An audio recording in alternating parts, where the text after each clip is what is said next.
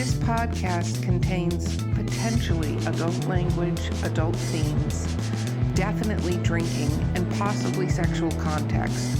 Listener discretion is advised.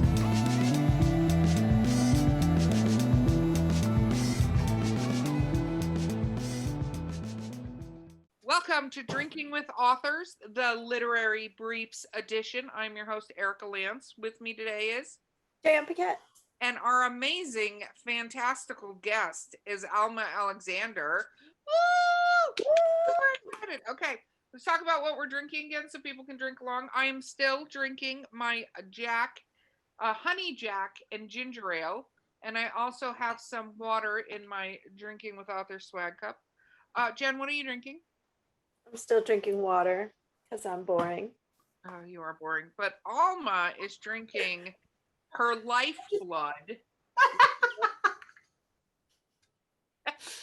I tell people sometimes that I'm just enough of a human being let me just backtrack a little bit. When you try to tell a joke and step on your own punchline, it's really bad. There's just enough blood in my coffee stream to make me a human being. I think that is phenomenal. Phenomenal. I love coffee. Coffee, amazing. Okay, so this is Literary Briefs. We're going to do some rapid fire questions, as long as I remember them. So the first question is, what is your favorite book of all time? Tigana. Guy Gabriel Kay's Tigana. And that was unexpected, wasn't it? It was like that. I proselytized for this book. I basically take it out and wave it at people and saying, if you haven't read this, you should, you must, you have to. Why that one? What about it? Guy Gabriel Kay, and I did meet him, and you should probably realize that I did a completely idiotic fangirl when I met him, because he's amazing. He's a Canadian author, and he's very, very wonderful in everything. He's one of those people whose next book I buy before it's coming out, here, take my money kind of thing. But Tigana, of all of his books, is special to me because you wouldn't think that somebody who is leading a relatively privileged life as a Canadian fantasy writer knows what it feels like to lose your country, but he does. He does. That book took my heart out and handed it to me in my hand, still beating. It was an unbelievable, it's the best book ever, ever. Wow. Okay. How many times have you read it, do you think? Oh, I lost count. I probably know it by heart by now.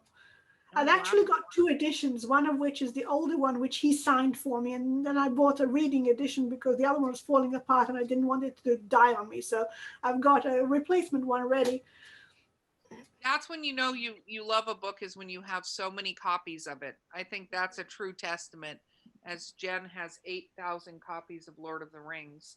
So it's true. I have notes. I've got 5, so I can sympathize. So, okay. So put out a new one. I'm like, do I need another copy? Is that a question? Well, the new copy is coming out with all of his notes or whatever. When is that coming out? Soon. And I'm like, but I have all of this in other books. Like, do I need it in one place? I think I do. The new one with all of his notes and scribbles and whatever. Okay, yeah. So what is your least favorite book that you've ever read? Well, I wrote a few reviews of those. I told you about the ones that I wrote. I would. There's too many. Let me just give you a sort of generic thing. Is what I really hate is when a really good book starts being written into a series and then it starts getting worse and worse and worse and worse and worse and worse and worse. And by the time you kind of keeping up with it until at some point you just say, I can't do this anymore. This is just too bad. It becomes a parody of itself. And there's a bunch of series that I started out very enthusiastically, which I just simply gave up on because I was going, oh my God, why? I so understand that on so many levels. There's a couple series that I'm fortunately, I feel like I'm poker term, pot committed to. I've already put all my money into this thing and I'm like, and we're on book 29. But you like those like two characters from the beginning, and you're like, but I just need to know what happens to so and so. Yes, exasperated sigh. Okay. What? So one of the what is your writing setup? I'm going to get to the question. Wow, thank you, whiskey, which I have not drunk a lot of recently. What? What? Don't do that when I've got a mouthful. Sorry. I actually have a joke with people at my work that work for me. When they log on to meetings, they've learned the lesson of not trying to swallow drinks while I'm talking. Because anyway. So what is your writing setup like? Like, do you like it quiet? Do you have music? Anything like that? Like, what is your ideal, like, I'm going to sit down and write? What does that look like? It doesn't really matter. If I'm in the right zone for something, I can write in the middle of a restaurant, or in the middle of a diner, which is collapsing around me in a nuclear attack, and I'll be writing that story. I mean, I'm so focused on what I'm doing half the time that I don't really realize. I mean, there was one time that my husband had to call me for lunch 10 times because I just didn't hear him. It was like, yeah, okay, hang on. Yeah, hang on. It was, nothing existed. I've got this situation. I'm focused on the thing that's in front of me. So I can tune out a lot of grief. Wow. When it comes to a cat who wants to sit in your typing arm, that's a different story. But most of the distractions I can tune out. And yeah, some of the books have soundtracks, but not all of them. Do you, if you're listening to music, can it have words in it? This is something that when we talk to a lot of writers, is they can't have words because they start singing along or whatever, and it distracts them from what they're writing. I'll go with that. I mean, there's songs that I love and that do make things happen inside my head, but I can't write to them. No, that makes sense. Okay, you do a lot of research. Do you consider yourself a plotter? Do you write a whole lot? No. Violent head shake. No. I'm as much of a pantser as you can possibly hope to see. Half the time I don't know half the time I find out what happens next as I'm writing it, just as you would when you're reading it. Do you have Go ahead. The way that I like to explain this to people is that I have a story seed and I stick it in the ground, and half the time I don't know what's going to pop up. I'll let you sort of redwood before it starts growing. I like that. Do you, well, you were traditionally published. A lot of times traditional publishers want like outlines and things like that. Oh, that's the bane of my existence.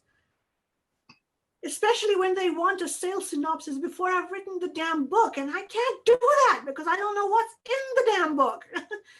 There was one time that actually I kept a sales synopsis of a book that I eventually did get published. And if you read the book and the sales synopsis, the two of them got absolutely nothing at all to do with each other. Yep. That the publisher was like, I warned them. I did warn them. I said, here's your synopsis, but it's not going to be the book that you're going to get. It's like The Walking Dead with the aliens. When are the aliens coming? They're not. I just said that so that you would publish it. Exactly. Did you, when you, oh, well, I just lost the question. It's going to come back 1 second. Oh, yes. What do you think? This is so great. Whiskey hitting me. It's so fun. I haven't had whiskey in 4 weeks. When you are writing, and then I just lost it again. Can't answer the question while I'm trying to figure out what I was going to ask, when you read, do you read one book at a time, or do you multi-read? Do you read multiple? I'm currently reading 3. They're in different rooms of the house. One of them is a book of older essays by Umberto Eco, which I've gone back to because there was something that I remembered in one of the essays, but I don't remember which one it is. So I've got to read the whole thing to find. I just need to find a specific thing because I need it for something. So that's one. Another one is mystery, which is sitting in my living room, which I'm picking up as I sit down in there and read a few chapters or a chapter and I just put it back down again. So I keep on coming back to it. But this is my husband's legacy. Mysteries are his thing, not mine. But the Longmire series was something that we shared. So this was the latest Longmire, and I've started I've started that, so that's sitting over there. And then I've got a whole bunch of authors that are sitting there in my Christmas pile. This is the year of reading diversity, if you like. And I've got a set of shorter books, almost novella length, but they're kind of novel-ish. But there's 4 of them, and they're loosely connected by a Chinese writer, and I'm just dipped into those and got to follow those up. So, well, technically, if there's 4 books that are connected, so that's 4 there, and the essays, and this also make it 6 books that I'm reading. Wow. Do you write in your books? Sometimes. Yes, I know it's a heresy, but sometimes especially when they're nonfiction, I'll make notes in the margins if I need to. I was just thinking about your Foucault, if you had underlined it. Yes, and I know that the thing I'm looking for is underlined, and I know I'm looking for it. I know it's in there somewhere. There's a particular quote that I know is in there, and I've got to read the whole damn book before I get there. Okay. So I remember my question now. Do you have any things that you do as a writer that your editors bring up? And what I mean by that is like Jen's characters in her book shrug a lot. Not as much anymore because she's super used to the fact that they shrug way too many times. So she can do Control-Find for the word shrug just to resolve that in the book. Do you have anything like that that you do? Not so much the repetitive actions of characters as such, but I do start a lot of sentences with prepositions. Ah, great preposition. I will start a bunch of sentences with, and this happened, and then, and this, and well, one of the editors that I was working with, would you please just stop starting sentences with and? So, I mean, you're allowed. Control-Find. Yeah, probably in a kind of a small pinch of salt kind of thing, but when you're doing it every 3rd sentence, it starts A little much. grating on people, I suppose. Well, that's an interesting quirk. Do you read books all the way through regardless? Or will you put them down if they're not good? I'll start skimming. If I get to a certain point and they're not grabbing me and I want to know exactly what happened, I'll just flip.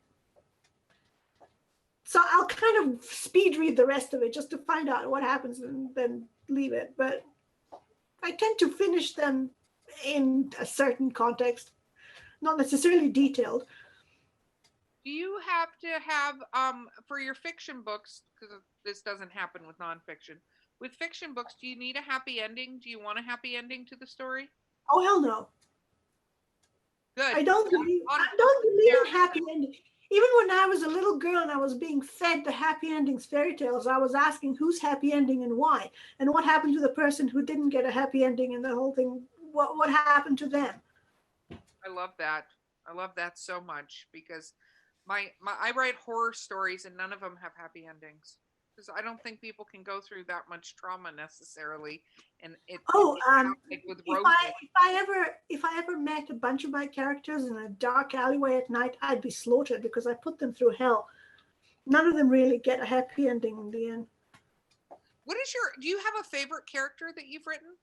Oh, no, don't ask me that. It's like having to choose in front of your children. It's like asking your mother, which is your favorite baby? I always tell whichever one's in front of me, they're my favorite. That's well, my probably, rule. currently. And I say, don't tell your sister or don't tell your brother. Do you have a favorite fairy tale? The original Little Mermaid. Oh. The Disney version. I don't really like what Disney did to. I mean, they Disneyfied it, and there's a time and place for that, but not that story. No. You wanted Seafoam. That story taught me compassion. The Disney version doesn't. I think that people have forgotten we've talked about this, forgotten the intention of fairy tales. Like fairy tales had, some of it was to put people in their place and don't try to reach for this, but a lot of those had some very good life lessons that got altered by changing the way they go. I say that regularly because and it's not really a fairy tale, but one of my favorite stories of all time is Alice in Wonderland, right?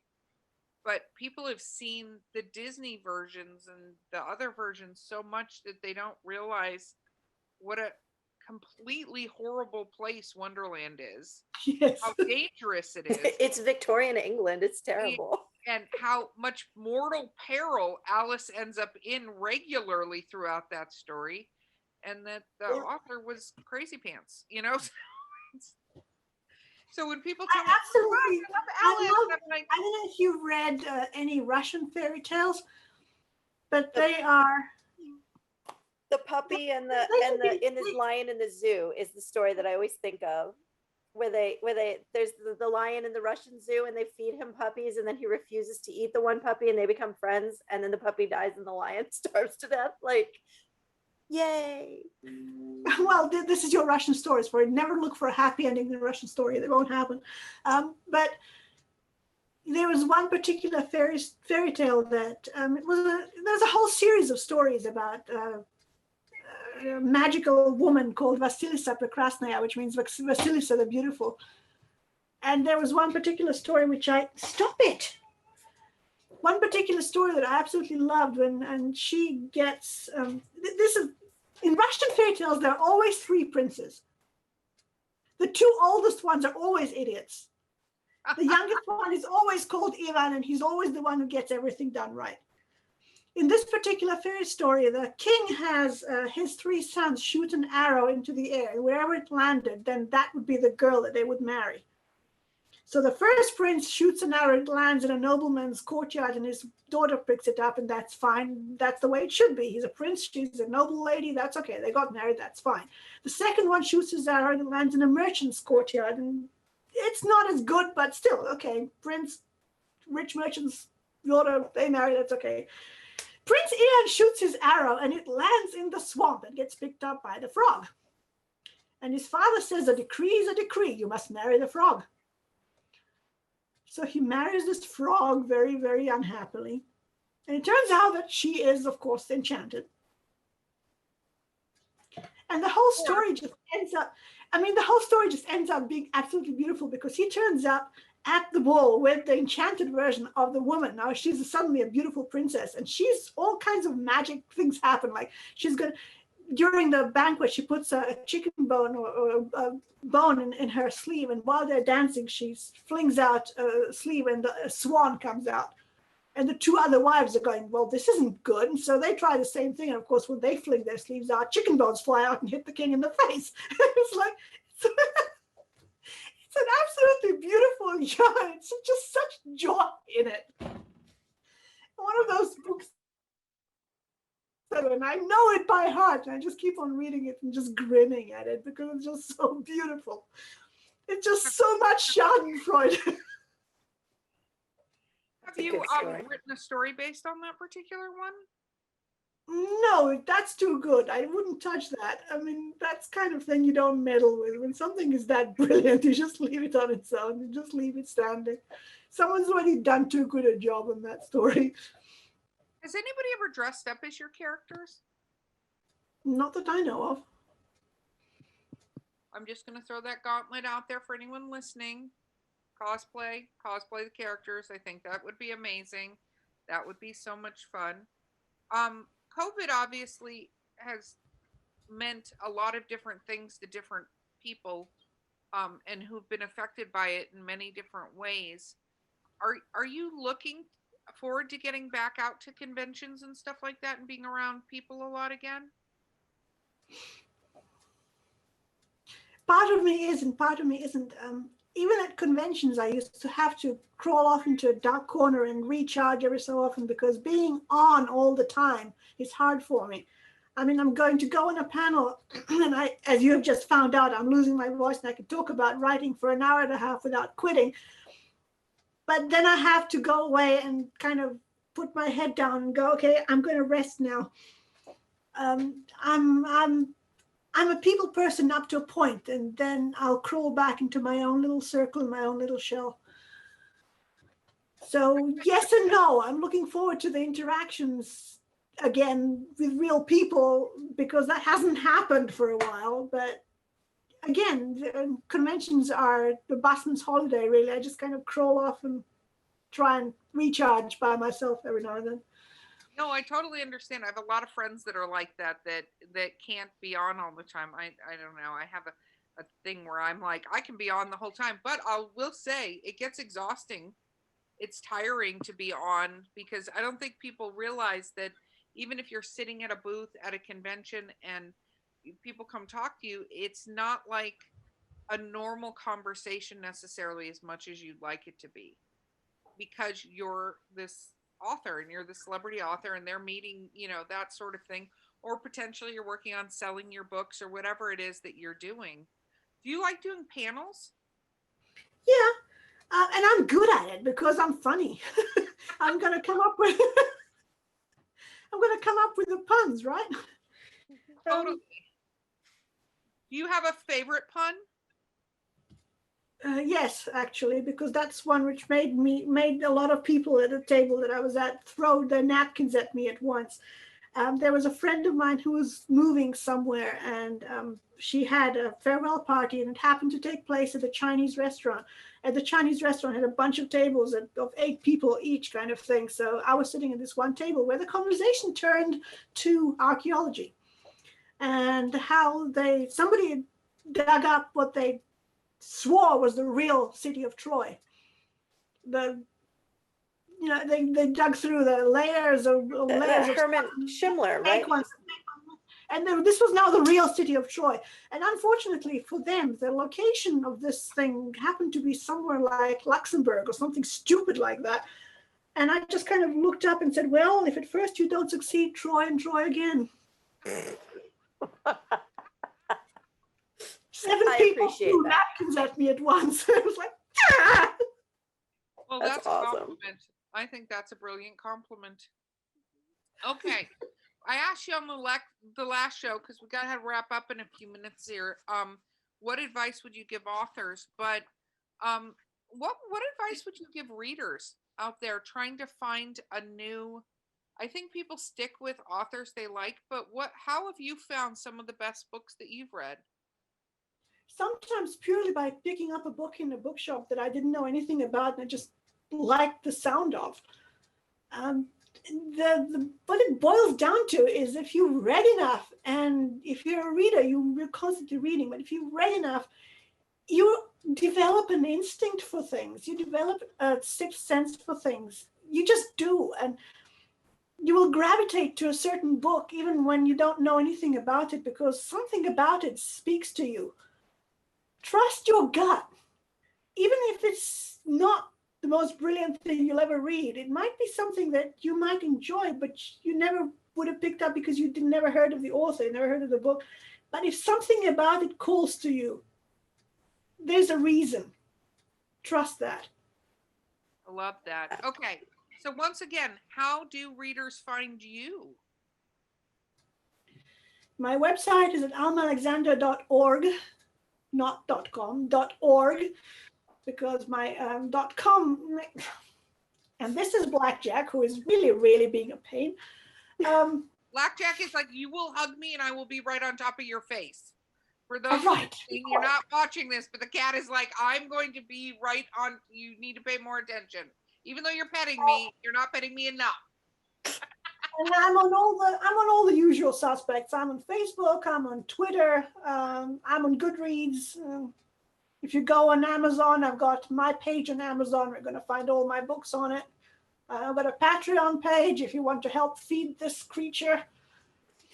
That is awesome. And what is the latest book of the collection of fairy tales that just came out? It's called Fractured Fairy Tales, and it looks, sorry, Blackjack, like this. I love that. I love that. Awesome. Alma, you have been totally amazing. Thank you for coming on the podcast. So have you, Blackjack. You've been amazing. You didn't know you were getting a second guest. Yes. Well, I had no idea that we were going to have Blackjack available today. Had I known, I would have prepared more. So, Alma, you're amazing. Thank you so much for being on the podcast with us. Thank you for having me. Absolutely. My name is Erica Lance. J.M. Piquet. And we'll see you next time.